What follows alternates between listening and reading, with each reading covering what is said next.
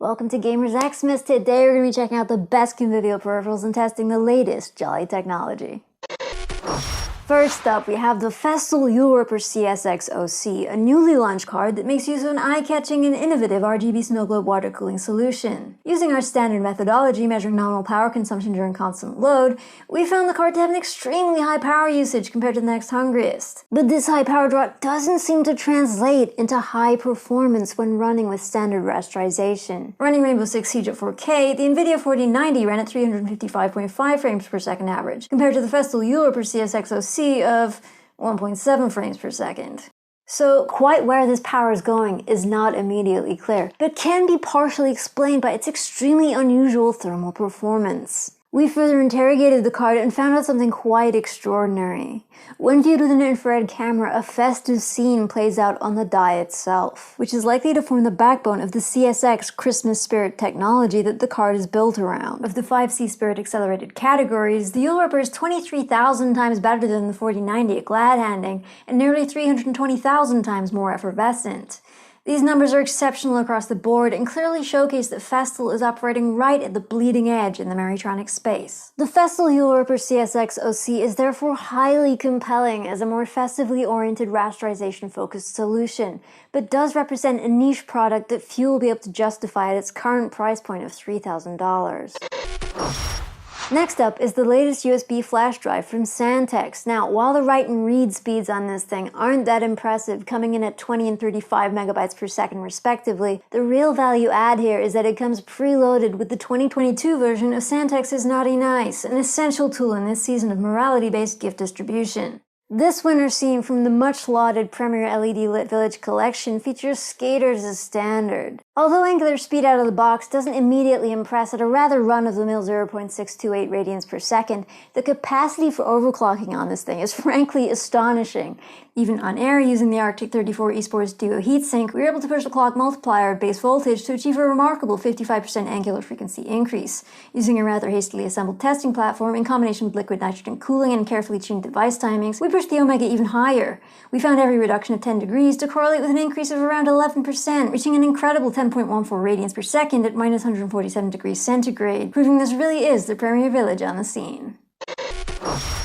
Working in the industry for as long as we have, we know immediately when there's something just not right about a product that lands on our desk, and this was one such occasion.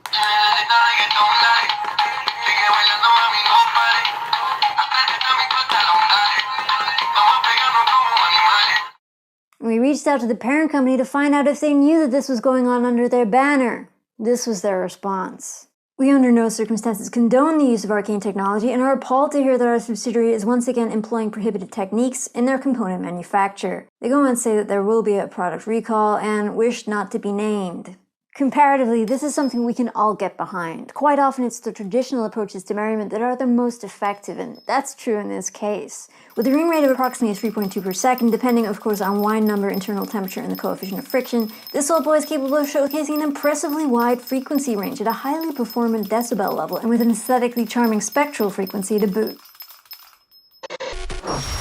Although the countenance of this next peripheral is undoubtedly one of peace and goodwill, we ran into some interesting results during testing. We had a range of people from the office road test this Christmas clown in holiday simulations, and what we found was that almost half of them met with an unforeseen tragedy. Compared to the general population, the likelihood of losing a pet with clown was increased by almost 25,000%, while one tester actually died in a car crash on the way here today. All that is to say that we certainly do not recommend use of this product.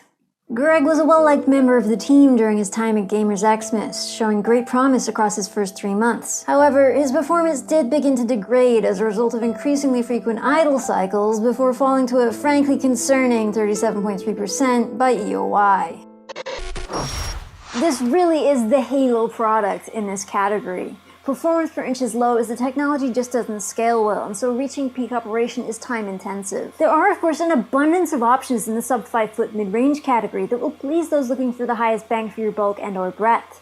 The Felly, for example, punches high above its weight class as a result of its highly effective precipitation of harmony. But for those looking for a superlative feature set in combination with an incredibly robust framework, and don't mind the high levels of noise inevitably associated with that, There is a dearth of serious competitors operating in this range, at least at the moment, which leaves the homme decor the only logical choice among those for whom money is no object.